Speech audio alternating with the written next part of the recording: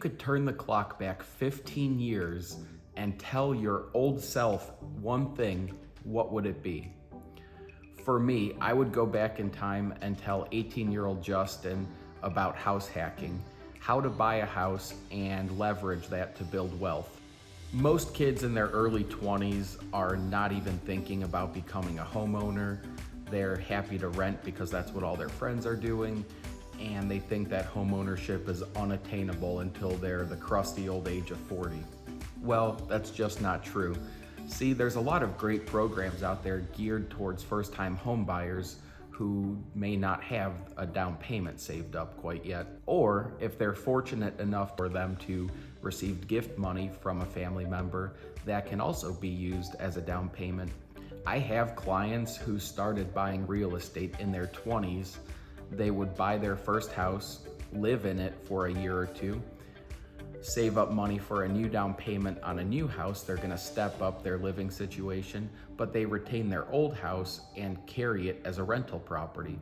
So they're only putting 5% down on their next house. They live in that for another couple of years, and then they decide they wanna make a move again. Again, they retain their house, they don't sell it, and they convert it into a rental property. So they move into their third house in, say, 5 years, make another 5% down payment because, again, this is going to be their primary residence, which only requires a 5% down payment. And now they have a real estate portfolio of 2 rental properties and a primary residence. And the process continues as the person sees fit. Now I'm going to tell you how to really expedite the process by buying a multi-family residence the first go around. On a conventional loan, you can buy a 2 to 4 family unit, but the thing is that a duplex is going to require a 15% down payment, and then a 3 to 4 unit property is going to require a 25% down payment. Now, this is not conducive for most first-time home buyers, but that's where FHA comes into play. It doesn't matter if the house is a single family, a duplex, triplex, or a quad. FHA only requires a 3.5% down payment on all of these property types.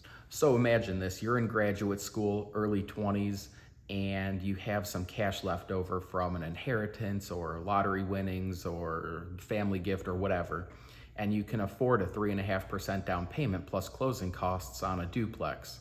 So you yourself live in one side. That's where primary residence comes into play and how you can use FHA financing.